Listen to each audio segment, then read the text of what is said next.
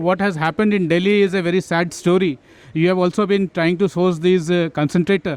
लेकिन दिल्ली में आज परवेज वर्मा जी ने 100 कंसनट्रेटर को सोर्स किया और पहले भी 15 दिन से ये काम कर रहे हैं. That gives a very good boost to the organization and the society at large.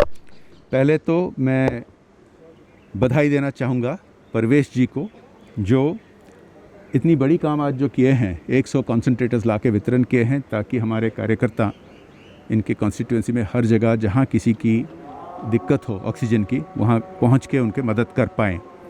Bharatiya Janata party ऐसे सेवा ही संगठन में विश्वास करती है और इसीलिए हम दुनिया के सबसे बड़ी राजनीतिक दल बने हैं.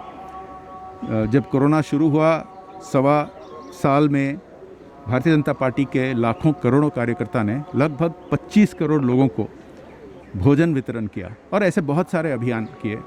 अभी पिछले 1.5 महीने से हमारे परवेश जी जैसे अन्य सांसद, विधायक, कार्यकर्ताओं ने बहुत सारे अभियान कर रहे हैं ग्रास रूट्स पे, तृणमूल पे लोगों के पास पहुंचने के लिए.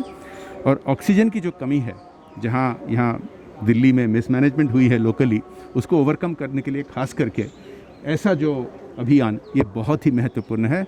मैं दोबारा फिर परवेश जी को इस पर धन्यवाद देना चाहता हूँ. Pandey ji, you are also प्रभारी फॉर दिल्ली जो प्रवेश वर्मा जी का क्षेत्र है, वेस्ट दिल्ली, वहाँ पे लगभग 2000 बेड का हॉस्पिटल इसलिए नहीं चल पाया क्योंकि वहाँ पे सरकार, जो वर्तमान दिल्ली की सरकार है, वो उसको सारे फैसिलिटी नहीं प्रोवाइड कर पाई. देखिए, ये समस्या तो परवेश जी ने खुद मेहनत करके कई मात्रा में इसको सुधार रहे हैं.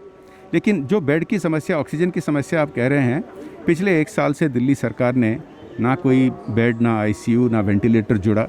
ऑक्सीजन प्लांट के लिए फंडिंग जो मिली थी केंद्र सरकार से, केवल 1 ही लगा पाया 8 में से. और अगर आप देखें अन्य प्रदेश, ऐसा आरोप ना लगा के लगा दिए हैं ऑक्सीजन प्लांट. असम में 8 के 8 लग गए हैं. और जब अन्य प्रदेशों ने ऑफ़र करते हैं ऑक्सीजन, मैं जानता हूँ उड़ीसा जो मेरा होम स्टेट है, ऑक्सीजन ऑफ़र किया था और दिल्ली सरकार ने एक बार उसको उठाया, उसके बाद लिफ्ट ही नहीं किया. आज पता चलता है कि इनका स्टोरेज की फैसिलिटी की कमी थी.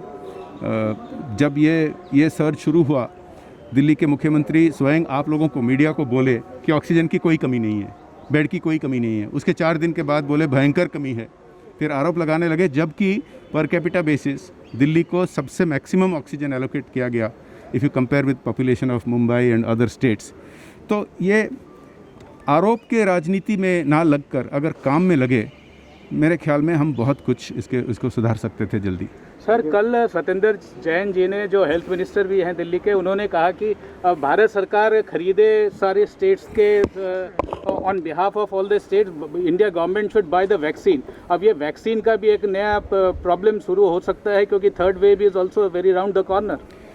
भारत सरकार ने प्रोएक्टिव स्टेप्स लेकर शुरू से ही बहुत सारे काम किए हैं, ना केवल वैक्सीन के, जो कि अभी वर्ल्ड के लार्जेस्ट रोल आउट बनने जा रही है, ना केवल पीपीई किट्स के, जो जितने सारे यहाँ हॉस्पिटल बेड्स लगे हैं, ये सेंट्रल गवर्नमेंट एजेंसीज़ के लगाए हैं, जैसे आईटीबीपी ने लगाए हैं, वेंटिलेटर्स के. तो जो 50% वैक्सीन भारत सरकार खरीद रहे हैं, ये तो अपने आप के लिए नहीं, ये प्रदेशों में वितरण के लिए खरीद रहे हैं. और वैक्सीन के पॉलिसी के हिसाब से जो स्टेट्स का कोटा है, उसमें से अन्य प्रदेशों ने वैक्सीन खरीद रहे हैं. जैसे कि असम ने खरीद लिया है, उड़ीसा ने ऑर्डर प्लेस कर रहा है, अन्य साउथ में स्टेट्स में इसको ऑर्डर कर रहे हैं.